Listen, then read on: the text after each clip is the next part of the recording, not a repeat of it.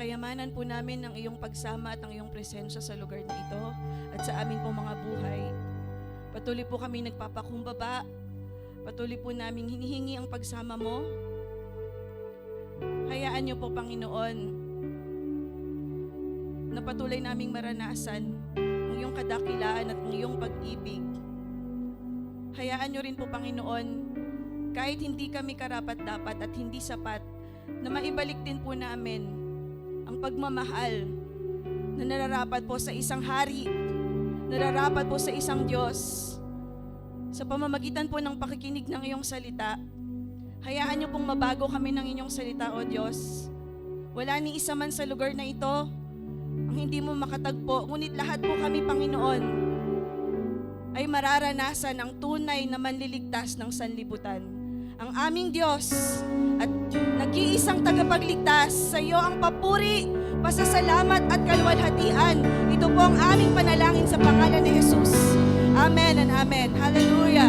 Sige po, yung malakas na palakpak sa ating Panginoon. Praise the Lord. Makakaupo na po ang bawat isa. Pwede mo bang batiin yung katabi mo? Merry Christmas. Merry ba yung itsura niya? O mukhang ano? Mukha na bang haggard sa napakaraming Christmas party na naatinan? Sino dito may Christmas party na naatinan 2 or more? Taas ang kamay. Ako lang ba? Woo! More Christmas parties. More pagod. Ayan, praise the Lord. Sa hapon, hapon na sanay po, no? Sa umaga pong ito, ang isi-share po natin sa inyo, ito po yung in-entitle ko sa message natin for this morning. Sige po, i-flash natin sa ating PowerPoint. Basahin niyo po with me. Yan, 1, 2, 3, go. No to Xmas. Let's read it that way. No to Xmas. Keeping Christ in the heart of Christmas. Alam niyo po, yung term na Xmas, ito po yung short-term term for Christmas. Tama po ba? In the early days daw, meron pala tong history, no? In the early days of Christian church, Christian used the letter X as a secret symbol to indicate their membership in the church. Yun pala yung ibig sabihin nun. And X essentially means Christ. Pareho lang daw po yun. Today, it is the most widely used term, especially in the era of social media. Di ba yung iba, pag bumabate, Xmas na lang. Tapos, naalala ko lang last week, parang meron akong gustong bilhin na damit pang Christmas party. Ang ganda sana, pero nung nabasa ko yung shirt, Xmas yung nakalagay. Ay, X ka na sa akin, sabi ko. Sayang, ang ganda pa naman nung design, saka yung tela nung damit, no? At ito na talaga yung nakikita natin sa mga shirts, di ba? Sa TV, pag nanonood tayo, sa social media, sa mga mall.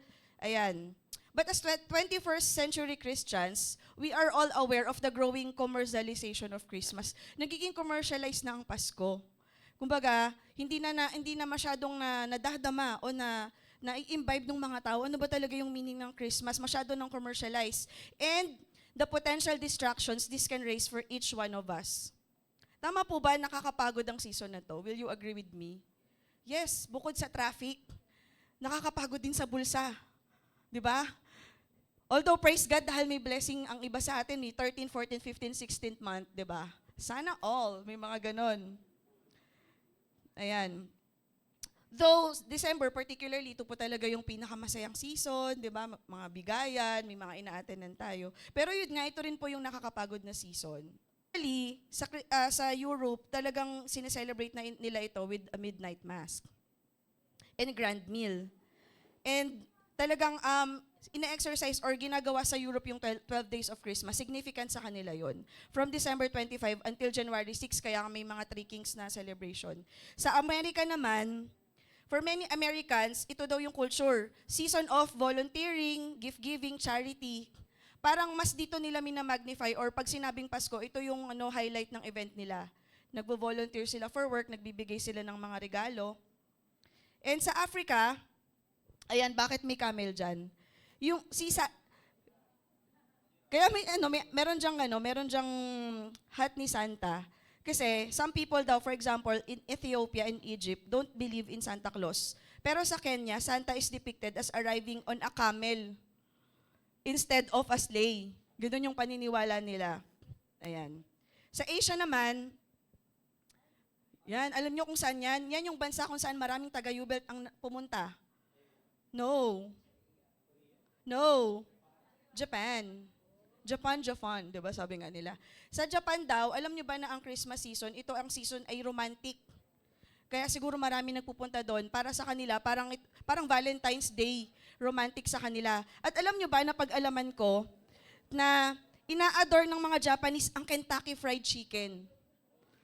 Ito daw yung ano nila, it's another quirk of this holiday season there. Yung KFC, popular daw sa kanila, kaya to meet the high demand, meals have to be booked in advance.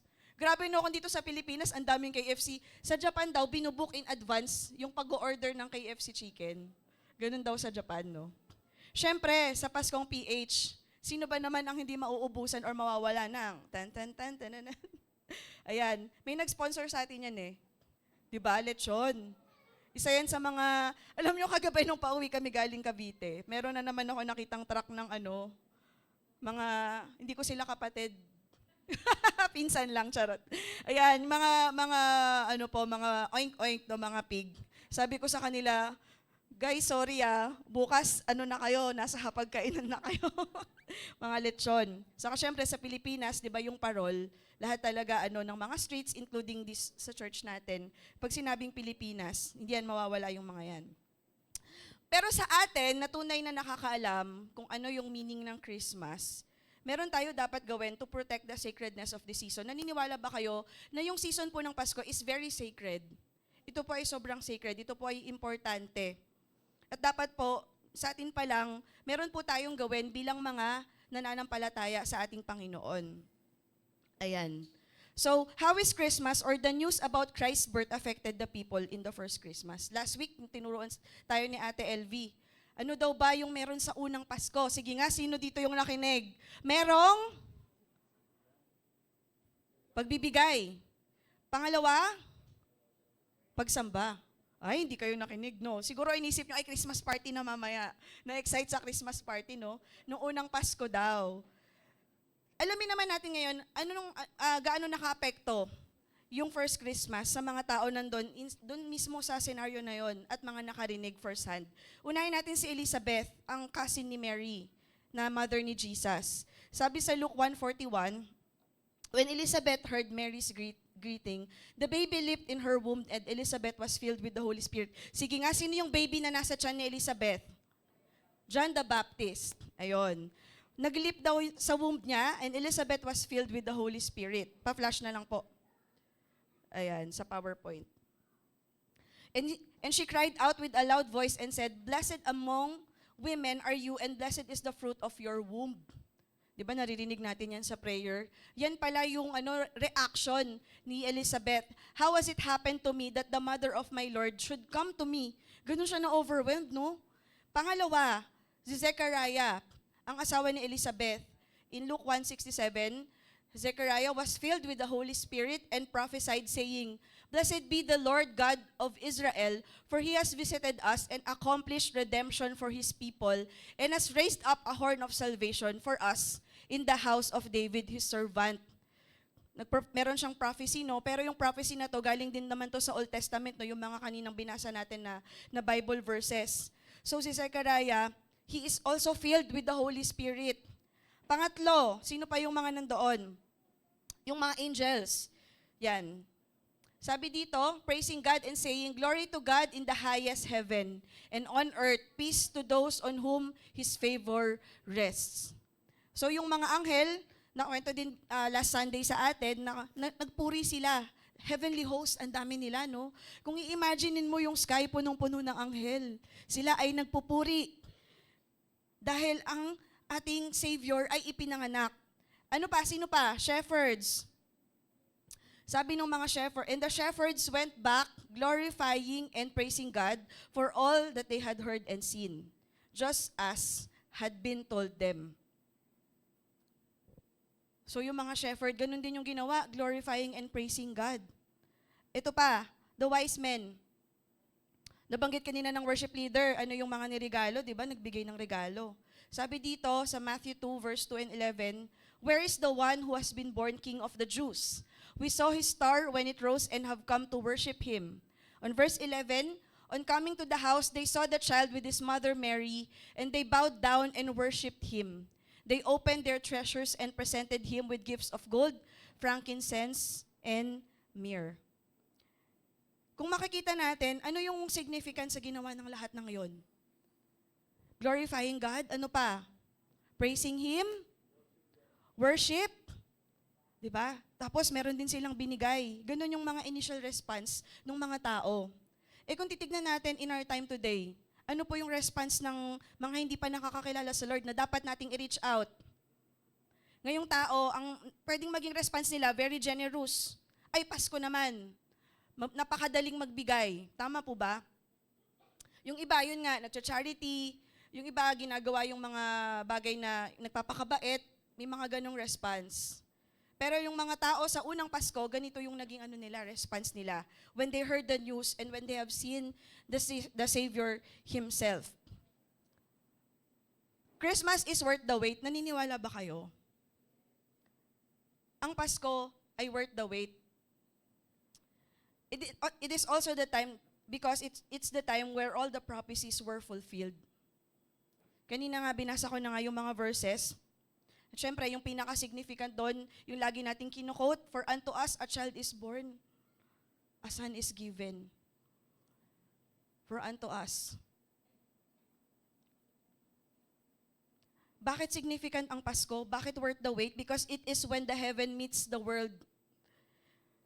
Kung kailan ang langit, kinatagpo ang sanlibutan, ang mga tao. Ito rin po ang panahon, it's when the light shine through the darkness. Sa kadiliman, nagkaroon ng liwanag. Alam niyo po ba ganun yung significance ng Pasko? Maari sa mga buhay natin, meron tayong mga kadilimang hinaharap.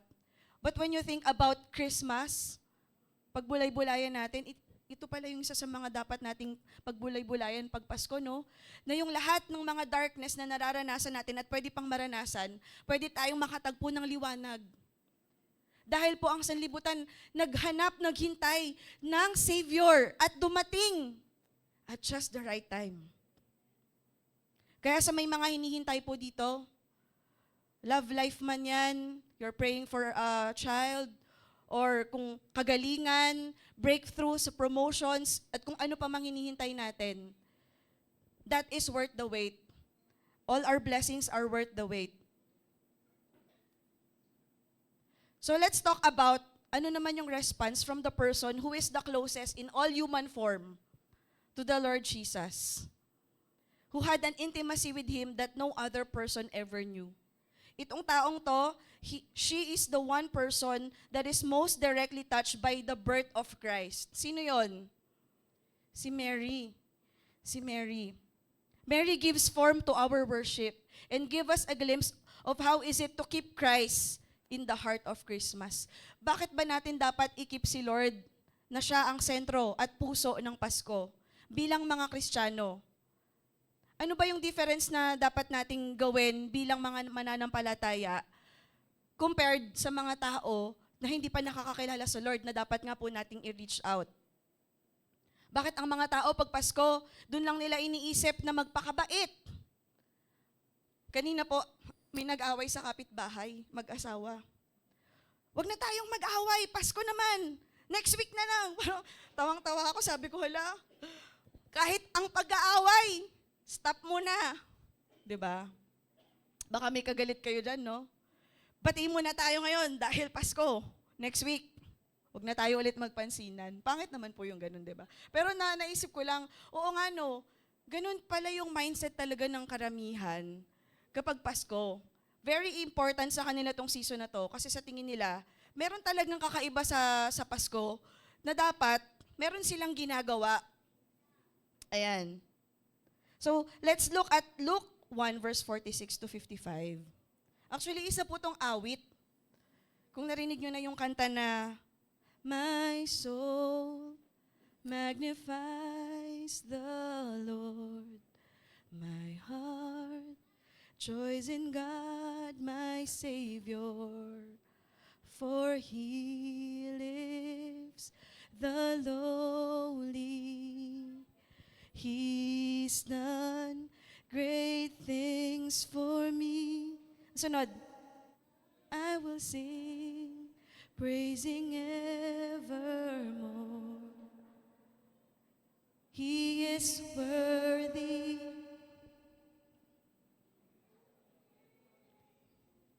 And worthy is His name. Ito po ay awit ni Mary. My soul glorifies the Lord, and my spirit rejoices in God, my Savior. For He has been mindful of the humble state of His servant. Sabi niya, from now on, all generations will call me blessed. For the Mighty One has done great things for me. Holy is His name.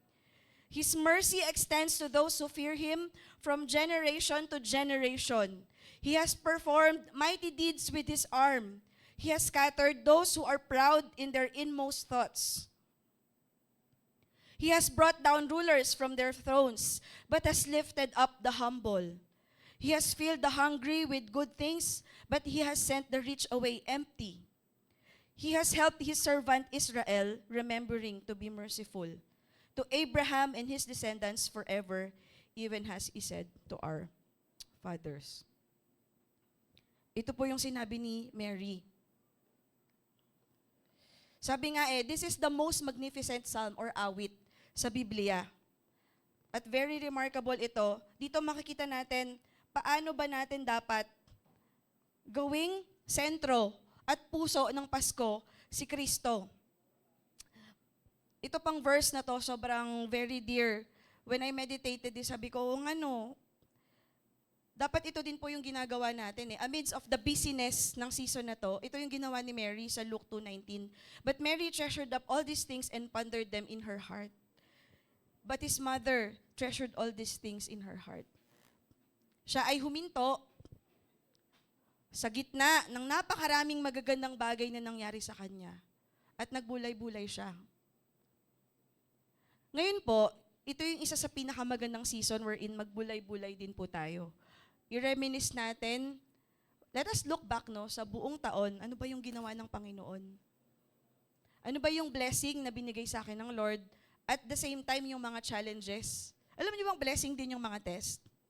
Blessing din yung pagsubok. Dahil po, kadalasan po yung test, actually biblical po yun. Yung test, ito po yung nag-i-aid sa atin for our faith to be more strong. Para mas lumalim, para mas tumatag yung ating pananampalataya.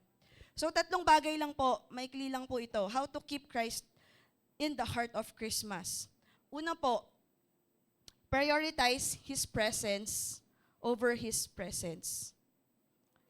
Alam nyo ba na there was nothing unusual about Mary? Baka kung iisipin, ano bang special sa kanya? Bakit siya yung pinili? Wala namang special sa kanya. Hindi siya galing sa mayamang pamilya. And when the angel appeared to her, siya ay engaged. Ikakasal na po siya Ikakasal na po siya kay Joseph. At ano bang ginagawa ng mga single girls na kinakasal? Siyempre, nangangarap, nagpe-prepare, nahanda yung sarili, very excited. Pero, ano po yung nangyari sa kanya nung kinausap siya ng angel?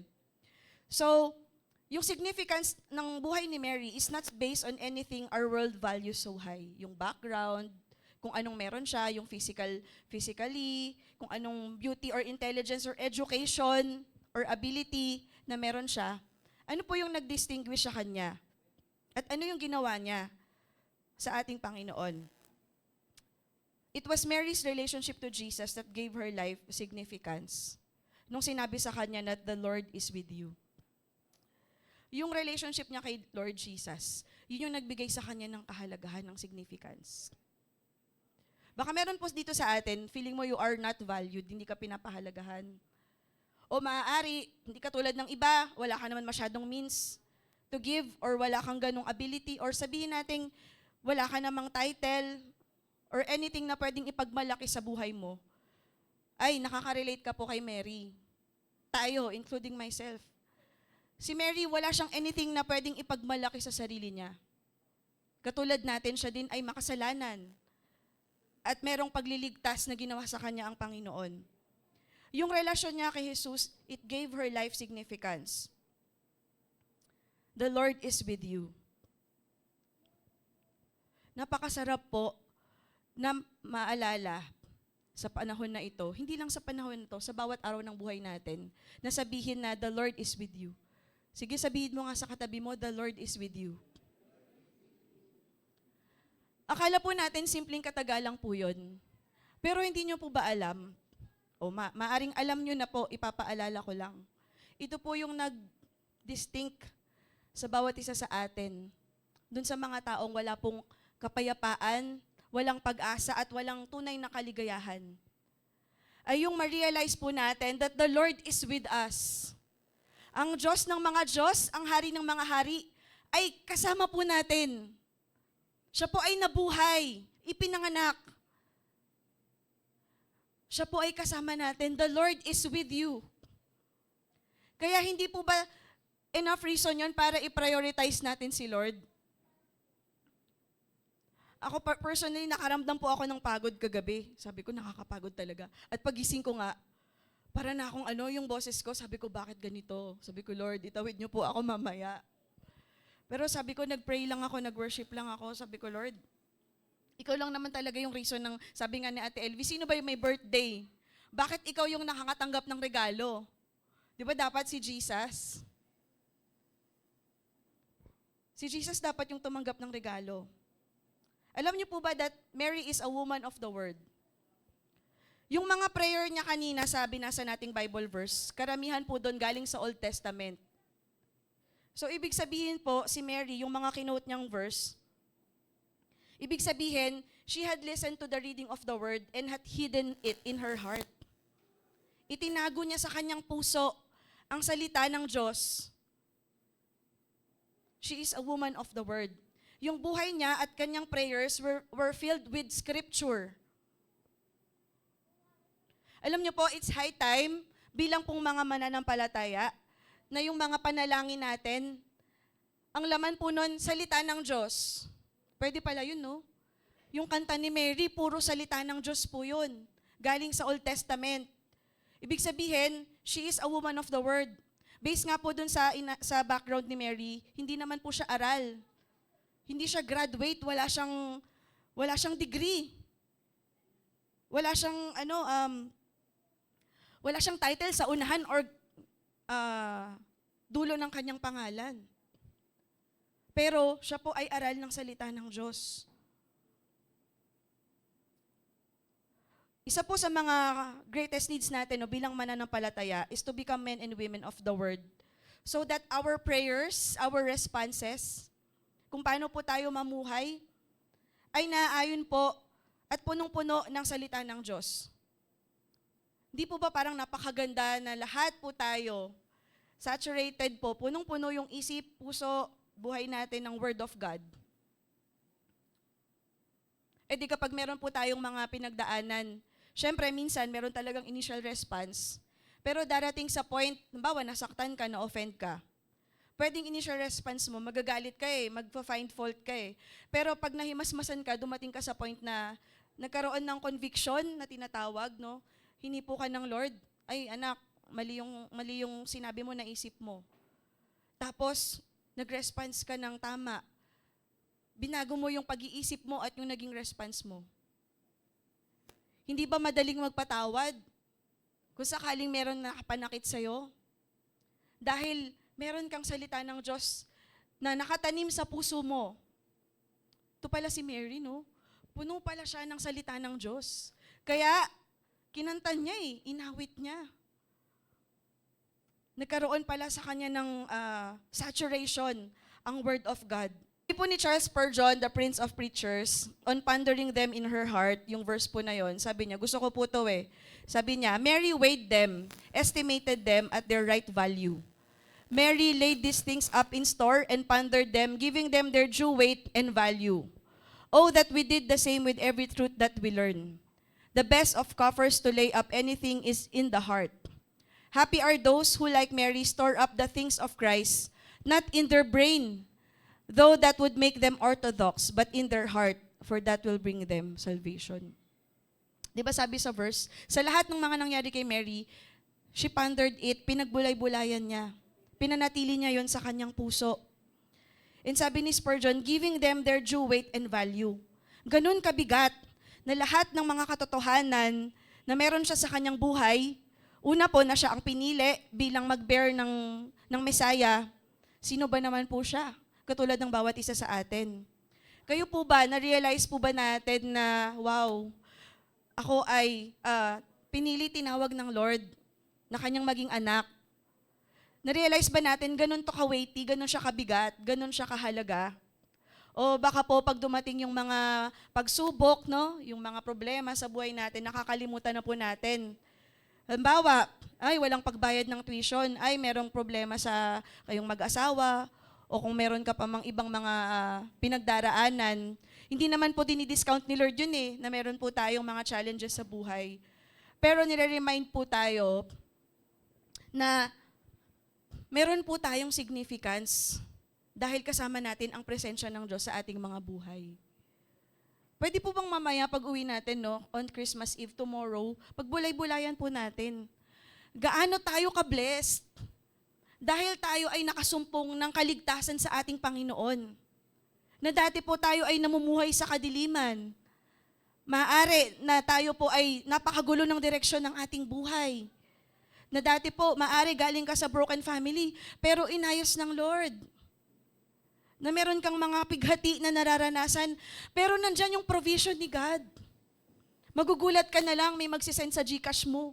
Magugulat ka na lang, may magsisend sa bank account mo. Magugulat ka na lang, merong help na darating. Yun po ipinadala ng Panginoon.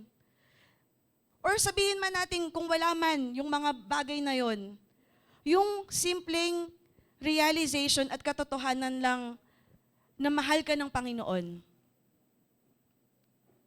Nabuhay siya, ngunit namatay para sa iyo at sa akin. Pwede bang pagbulay-bulayan po natin yun?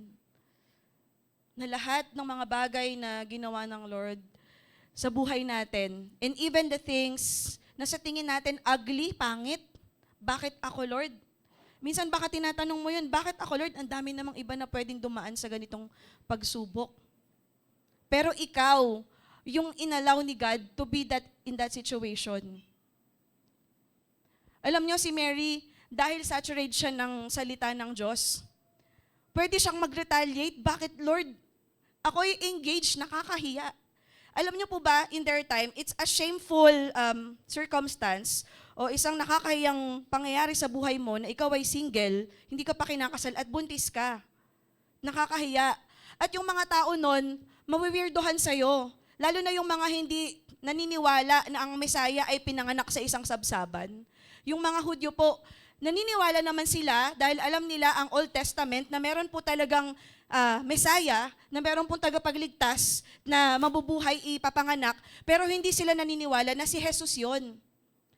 Meron nga pong scholars na sinasabi na maaari itong mga Hudyo, ang paniniwala nila, ang Panginoon ay pupunta dito pero hari na siya. Shining in His glory na, meron ng crown na literal, maaari. Pero si Jesus, crown of thorns, di ba? Ang kanyang sinuot. Kung ang Panginoon po ba ay inallow yung mga challenging circumstances in our lives, tayo po ba ay sasamba o magko-complain? Yun po yung kaibahan kapag tayo ay saturated po ng salita ng Diyos. Pwede tayong sumamba instead of mag-complain. Pwede po nating tignan in God's perspective yung mga nangyayari instead of our own personal perspective, no? Yung emotions natin, kung ano yung nararamdaman natin. Mary worshiped God for His wonderful acts, for His mercy, and for choosing her to be part of His great redemptive plan. At alam niyo po ba na ikaw at ako, we are all part of God's redemptive plan to the world. Isang blessing po sa atin ng ating simbahan. Naalala ko lang po sa isang pastor's meeting or congress, meron pong sinabing isa sa mga leader natin, that JIL is God's evangelistic plan. It's God's, ano nga po yung tamang term? Strategy. JIL is God's strategy for the evangelism of the world. To evangelize the world. So, ibig sabihin, like Mary, ganun din po pala tayo. Tayo pala ay part of God's redemptive plan to the world.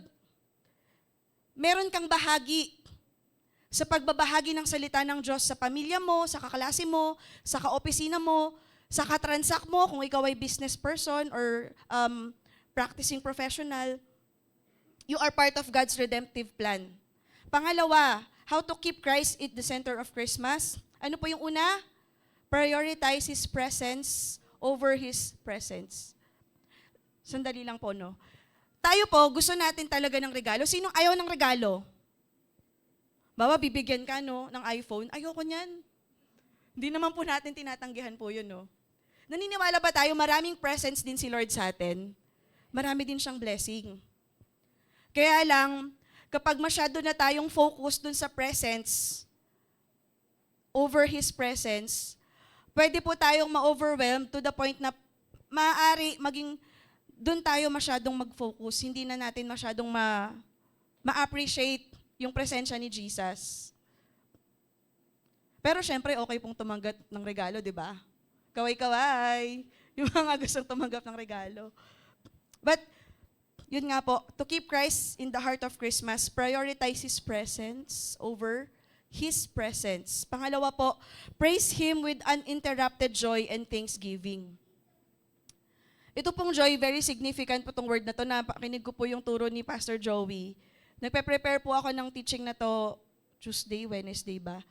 Tapos biglang napakinig ko po yung turo ni Pastor Joey about joy. Sabi ko, ang galing naman. Isa to sa mga points na binigay sa akin ng Lord. Di ba sabi sa song, Joy to the world, the Lord is come. Yung joy, kagalakan, dumating siya, lumapag siya sa mundo. Literal, no? Lumapag sa mundo. Nung dumating ang Panginoon. So masasabi po natin that joy is relative to Christ. Without Christ, there is no joy. Dahil ang joy, pumunta sa mundo, nagkaroon ng mundo ng joy, nung dumating si Kristo. Kaya po, alam niyo yung joy, isa po siyang fruit of the Holy Spirit. Ito po ay bunga ng banal na Espiritu sa ating mga buhay. Isa rin po itong expression ng faith. At ito ay hindi based sa ating happenings. Kasi yung happiness, kapag meron kang isang bagay, masaya ka eh. Pero after nun, wala, nalilipas na yung excitement mo, yung joy mo sa isang bagay. Pero yung joy, it is based from, or it rises from what the heart comprehends. Mas lalong lumalalim yung joy ng isang tao, based po sa comprehension niya, sa pagkakaalam niya sa ating Panginoon. Sige po, may maisip ba kayong isang tao na sa tingin nyo punong-puno ng joy? Pag nakita mo yung tao na yon, pwede mo ding sabihin na, ay, malalim relasyon nito kay Lord. Kasi yung joy, ito po ay nararanasan ng isang tao, lumalalim, based on what you comprehend. Kung ano yung naiintindihan mo, kung ano yung nararanasan mo. So the more we get to know God, the more our joy increases. Yung joy po natin, hindi siya nakabase sa circumstances natin. Kahit na ikaw ay may pinagdadaanan ngayon, pwede ka pa ding magalak. Pwede ka pa ring magalak. Thank you for the 20 minutes. Praise the Lord. Manonotice po natin yung ginamit ni Mary na expression, my soul magnifies the Lord. Alam niyo po ba yung ibig sabihin ng word na magnifies or exalts? Ang term po nito, it's from the word megaluno. Ang ibig sabihin, something is bigger than normal. Something is bigger than normal. And what she is doing, kung anong ginagawa ni Mary, hindi lang siya nag-exalt, mega exaltation. Higit pa sa pag-exalt yung ginawa niya. It literally, the word megalune means to cause or swell or to cause to grow. The word chosen is the one that means to be overjoyed. Higit pa sa galak?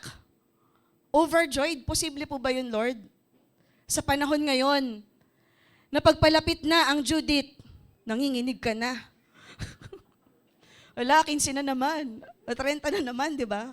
May iba nga sa atin, 2 Meralco bill pa yung binabayaran. Yung iba kasi 2 yung kontador.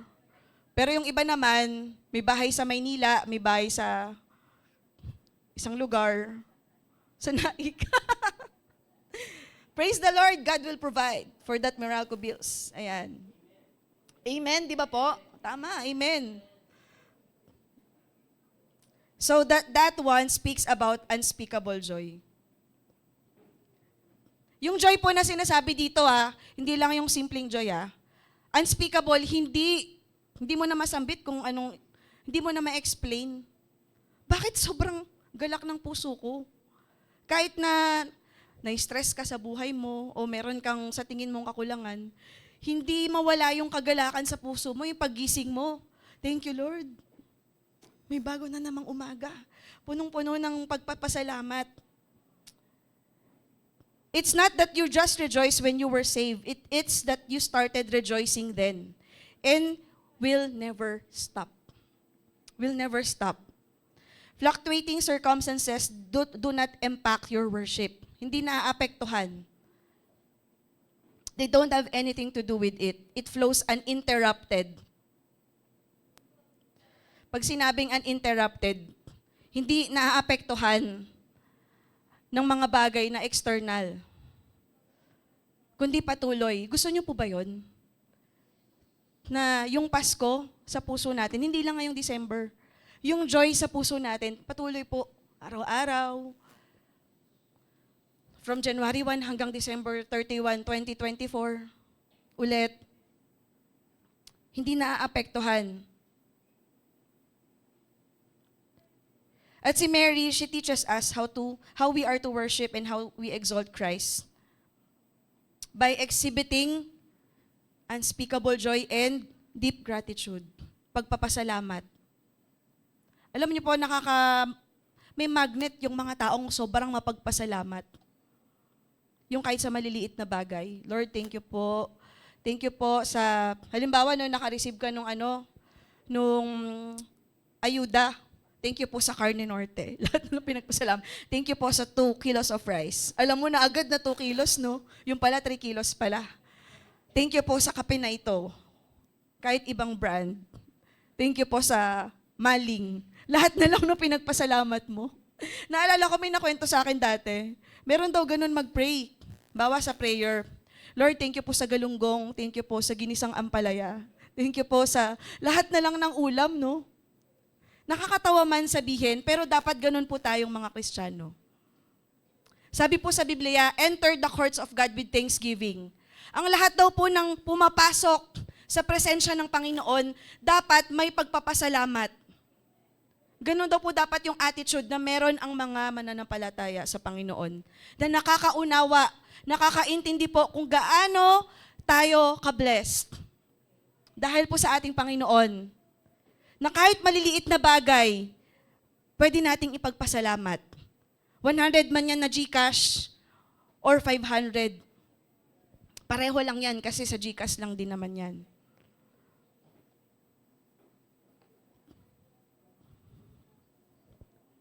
Sinasabi po ni Mary that worship and heartfelt gratitude rises from inside. Hindi siya performance. It comes from your heart. Taos-taos sa pusong pasasalamat sa ating Panginoon. Sabi nga nung song, ang ganda nung song na Salamat Panginoon . Anong sabi dun sa kanta? Sa dalamhati at sa kabiguan, sa pagluha ng pusong nasugatan, sa pagsubok na iyong pinahihintulutan, salamat, Panginoon. Sa katugunan sa aking dalangin, sa kalakasang sa'yo nanggagaling, sa pagtuturo at pagtutuwid mo sa akin, salamat, Panginoon. Salamat. Nung isang araw po, may nakita po ako habang nasa sasakyan kami. Isang pamilya na sobrang saya nila. Alam niyo po yung pinagsasaluhan nila? Mga dalawang plastic ng spaghetti, luto na po yun . Tapos may kanin. Wala po silang ulam.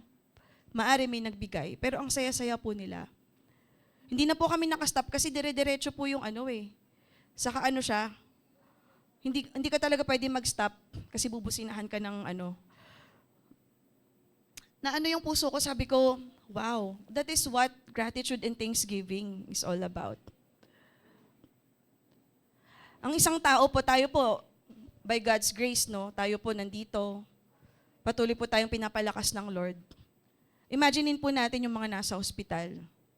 Siguro po, sobrang iniintay na lang nila yung discharge slip ng doktor na okay ka na, good ka na to go.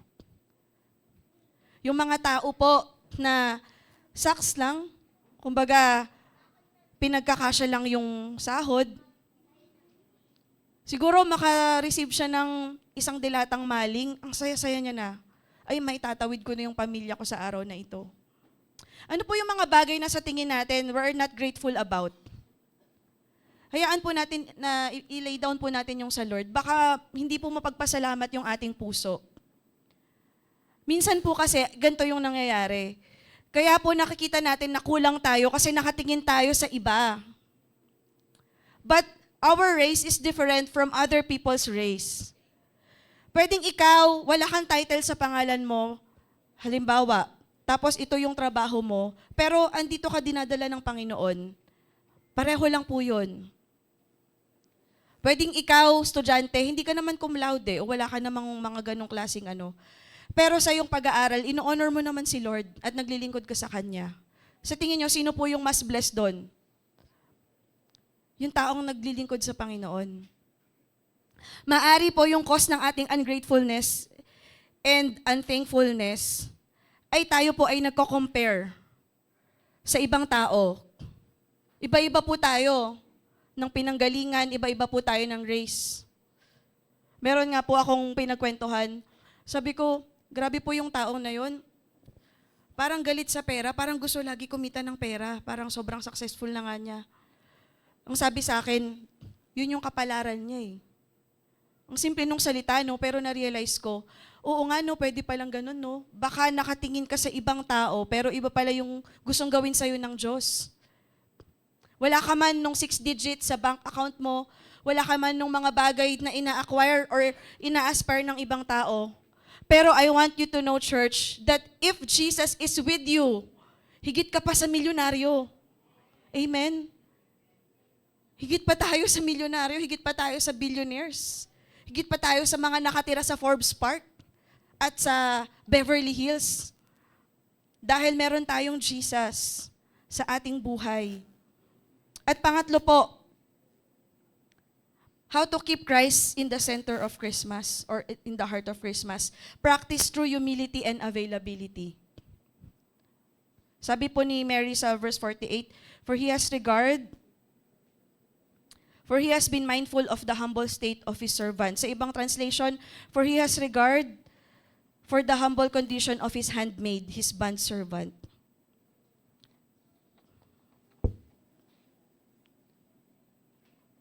Wala pong sinabi si Mary anything about herself. True worship only comes from a humble heart. And ang humble heart po is a heart that has no thought for itself. Baka minamagnify po natin yung mga sarili natin na entitled ako sa ganitong regalo. Entitled ako sa ganito. Pero si Mary, na-realize niya na wow. Siya pala ay wala. Sino ba siya? Pero God has regard her despite of her condition.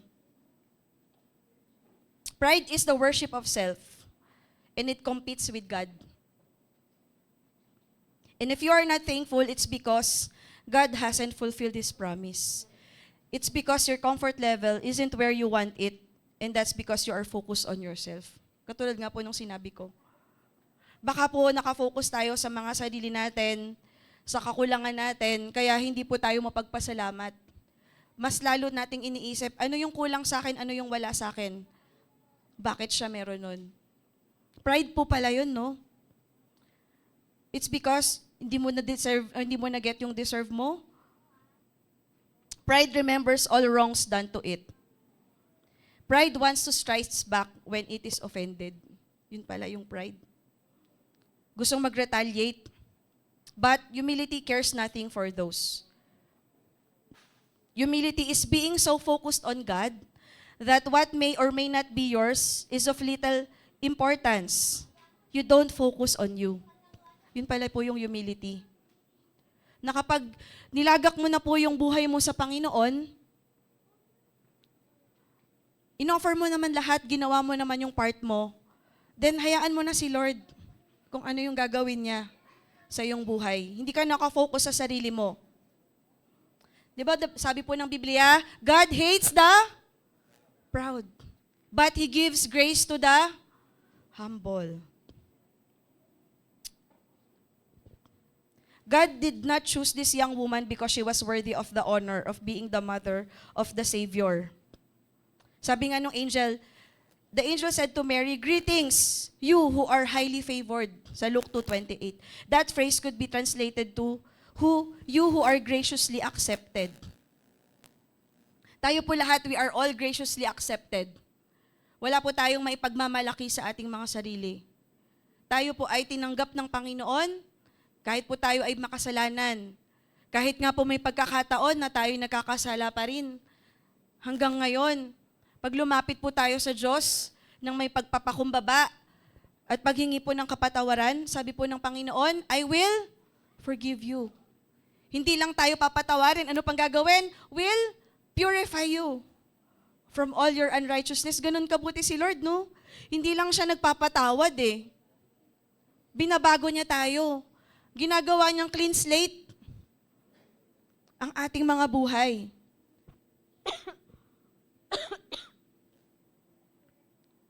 Mary did not deserve to be used by God, but she marveled at God's grace in choosing her. Katulad mo at katulad ko, we don't deserve to be used by God.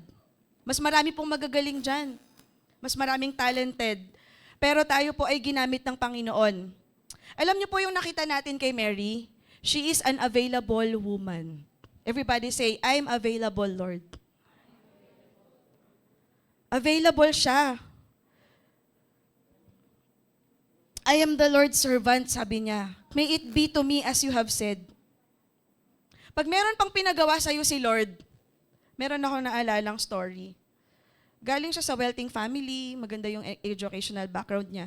Pero tinawag siya na missionary sa isang bansa.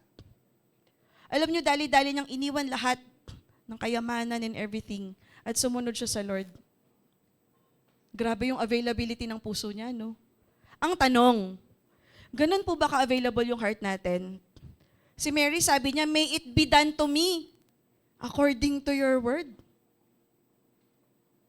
Halimbawa, ikaw tawagin kang tawagin kang campus coordinator. Lord, gusto ko mag-focus sa school eh. Pero handa ka bang sabihin, Lord, let your will be done. Kung tinatawag mo ako, may it be done to me according to your word. Availability. Available po ba tayo? Kapag tinawag tayo ng Lord, huwag na nating sabihin na mission na pupunta ka pa sa ibang bansa.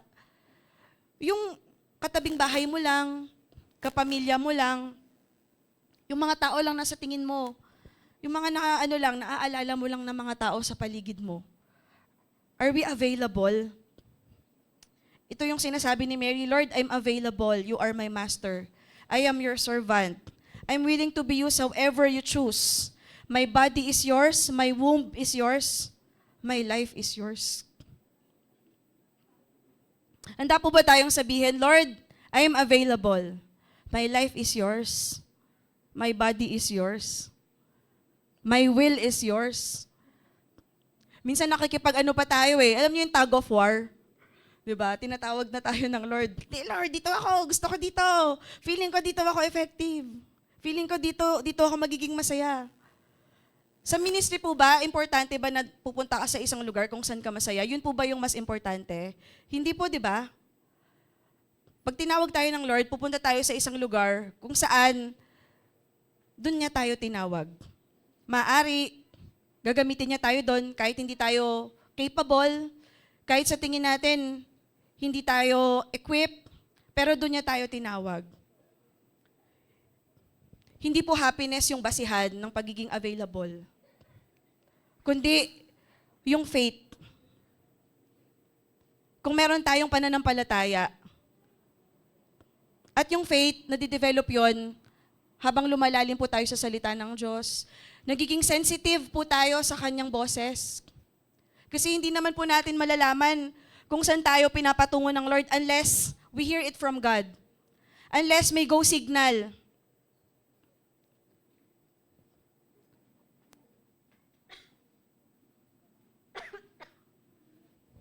In that act of surrender, Mary offered herself to God as a living sacrifice. She was willing to be used by God for God's purposes alone. Gusto po ba natin talagang itanghal si Lord sa ating buhay? Most especially in this season, kung saan ang buong mundo nagsisiyahan, ginagawa yung mga gusto nila. Dahil ito yung alam nilang way kung paano sila sumaya at kung paano i-celebrate yung Pasko. Tayo, ano po yung ginagawa natin? Pina-prioritize natin si Lord. We are taking time to thank Him. We are taking time to express our love and devotion to Him. Tayo ay nagpapasalamat at hinaayaan natin yung buhay natin maging available sa ating Panginoon. Mary is willing to endure the loss of reputation that was certain to follow when people realized she was with child. Willing siya, no? Willing siyang imarites ng mga tao. Siyempre, pag-uusapan ka sa taon nyo, malaman na buntis ka tapos hindi ka naman pala kasal. Pwede kang pag-usapan eh. She is willing to endure the ridicule and even the possible stoning permitted by the Mosaic law. Alam nyo, noong time na yun talaga, permitted yung stoning to death eh. Particularly mga kababaihan. Up to this time, ganun pa din po yung ginagawa nila. Willing to go through 9 months of increasing discomfort and sleeplessness. Alam po yan ng mga mother na dito. 9 months. Hindi lang po 9 months, tama ba mga mami? Pagkapanganak, sleepless nights again. Willing si Mary mag-go through doon. Willing to endure the labor pains of giving. Alam niyo po, nung araw, wala naman pong anesthesia eh, di ba? Walang cesarean. So, ramdam na ramdam niya yung labor, no? Yung panganganak. She is willing to go through that. Mary was willing to give up her own plans and agenda so that she might link arms with God in fulfilling His agenda. Handa po ba tayong makipagkapit-bisig sa ating Panginoon? Para ma-fulfill yung agenda ni Lord while we are still here on earth. Alam niyo po, ito namang buhay natin. Tama po, di ba? Short lang ang buhay natin, hindi natin alam. Pero habang binibigyan pa tayo ni Lord, every day na gumising, ibig sabihin, meron pa siyang purpose sa ating mga buhay. And that's for us to discover kung ano po yung purpose na yon. And in my conclusion, meron pa akong time, di ba? Yes. First time, di ako overtime. Yan, ang ating conclusion po. Basahin natin. Our Messiah lived to die for us to live and not die. Tama po ba? Jesus lived, nabuhay at namatay upang tayo ay mabuhay, hindi mamatay. This is what Christmas is all about. We celebrate the Savior, not His gifts. His life, not our lives. Christmas is for Him and only Him. It's all about Jesus. At meron tayong opportunity, sabihin na natin, sige, sa Christmas Day or Christmas Eve, at simula nun every day, para makita at ma-reflect ng mga tao kung sino tong Jesus na ating sinasamba. Sa hapon pong ito, umaga pa pala, imbitahan ko po kayo sa pagsamba. Awitan lang po natin si Lord. I-exalt lang po natin siya. Ipakita lang po natin through our praise, through our worship, kung gaano po tayo ka-thankful, kung gaano po natin dinadama yung kanyang pag-ibig, yung kanyang kabutihan sa ating mga buhay. This very moment, ini-invite ko po kayo. Bigay po natin yung pinaka-best na pagsamba sa ating Panginoon. Let us magnify the Lord kung gaano siya kabuti, kung gaano siya kadakila. Let us offer our love to the Lord. Sa oras na ito, sa ating manlilikha, wala kang katulad, Panginoon. Hallelujah. Hayaan niyo po, Panginoon, marinig niyo sa inyong mga anak. Kung gaano po namin gusto kayong sambahin, kung gaano po namin gusto kayong pasalamatan, kung gaano po namin gustong sabihin, Panginoon, na ikaw yung pinaka-importante, Panginoon, sa aming mga buhay. Hallelujah. Tayo po'y sumamba sa ating Panginoon. Hallelujah, Jesus.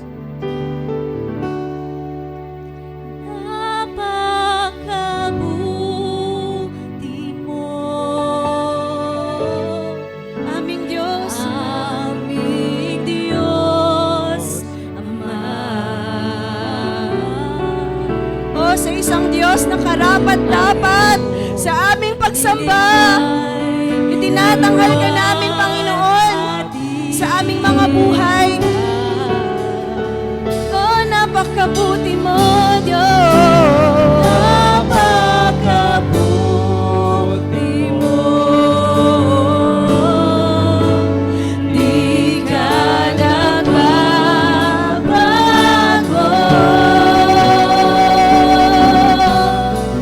Noon, ngayon, kailan pa man, Sa buhay ko, buhay ko'y tapat. patuloy po nating awitan ng ating Panginoon. Napakabuti mo. Oh, Diyos. Aming Diyos, Ama. O lahat po kami, Panginoon, nais ka namin luwalhatiin. Luwalhati ka. Napakabuti mo. Napakabuti mo. Hindi ka nagbabago.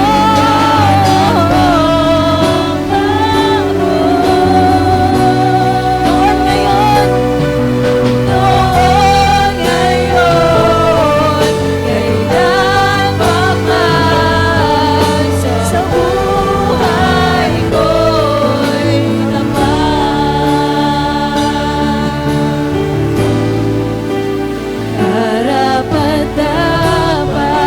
Karapat-dapat, ialay sa'yo, Jesus.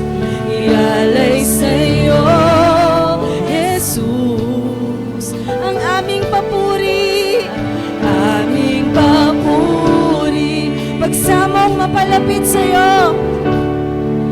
Pagsamong mapalapit sa'yo, Nag-aalab sa aking puso. nag-aalab sa aking puso, pagmamahal sa'yo, pagmamahal sa'yo. O tanging bayan, ikaw lang ang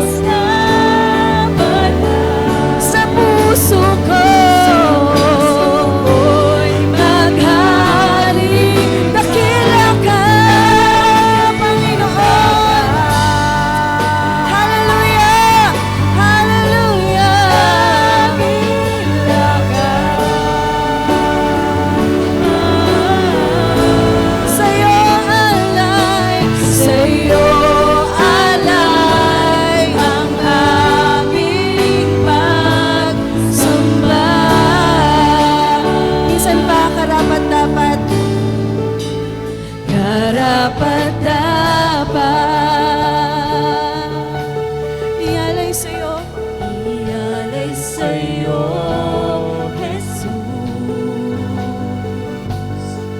ang aking papuri.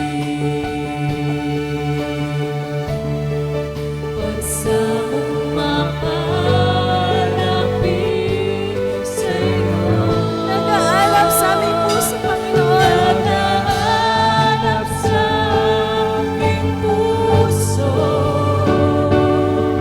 pagmamahal sa'yo. Dahil ikaw lang ang Panginoon. O nag-aalab sa aming puso, Panginoon. Nag-aalab sa aking puso, pagmamahal sa'yo. Dahil ikaw lang ang Panginoon. Dakila ka, O Diyos, dakila ka.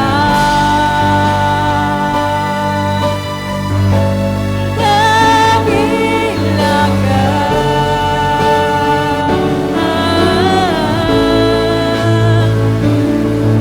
Ika'y Diyos na banal, sa puso ko'y magdasal. Dakila ka, Panginoon, dakila ka.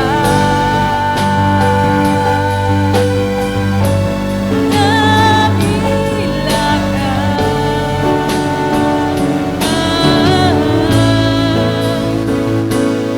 Sa'yo alay ang aking pagsamba. Dakila ka. Dakila ka.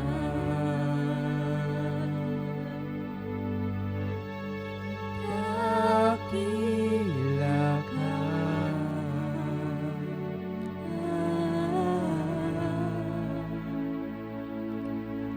Ika'y Diyos na banal, sa puso ko'y maghari ka. Dakila ka.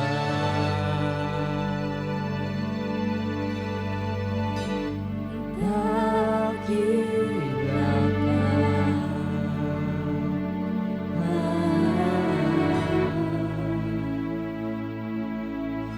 Sa'yo alay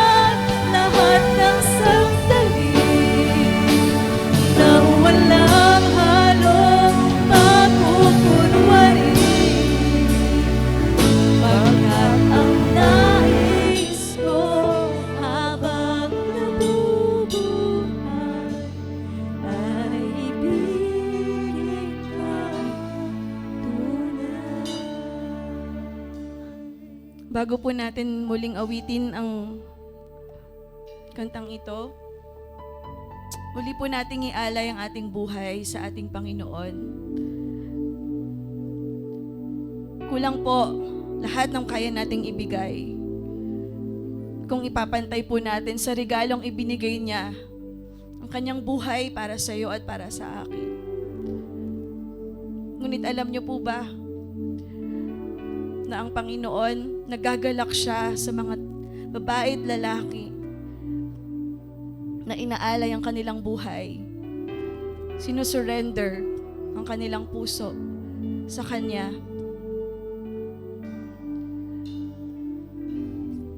Let us surrender once again our lives, our heart, our will to the Lord. Hallelujah.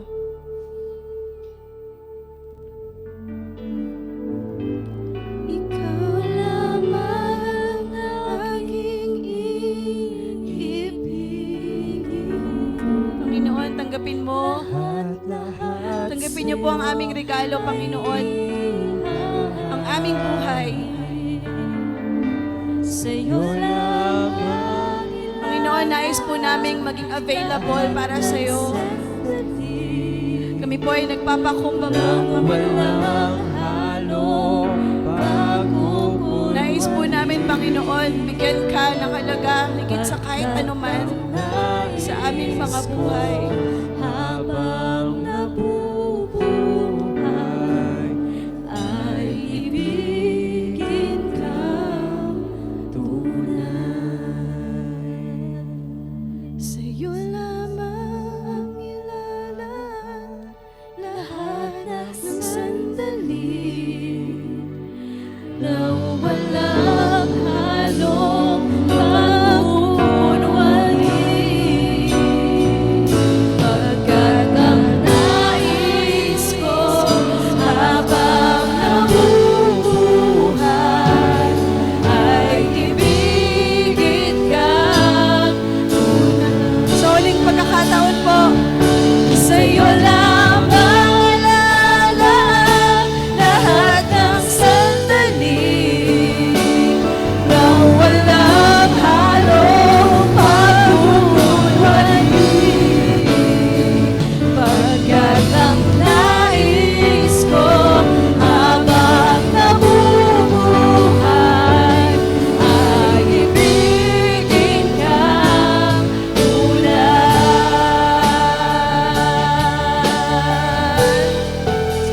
sige po, ibigay po natin ang pinakamalakas na palakpak, ang ating pasasalamat, ang ating pagsamba sa ating Panginoon. Hallelujah! Salamat, Panginoong Jesus, aming dakilang maniligtas. Panginoon, salamat po, Diyos. Patuloy niyo pong tanggapin, Panginoon, ang pinakamataas na papuri, pinakamainam, Panginoon, na pagsamba at kaluwalhatian sa inyong pangalan lamang nararapat sa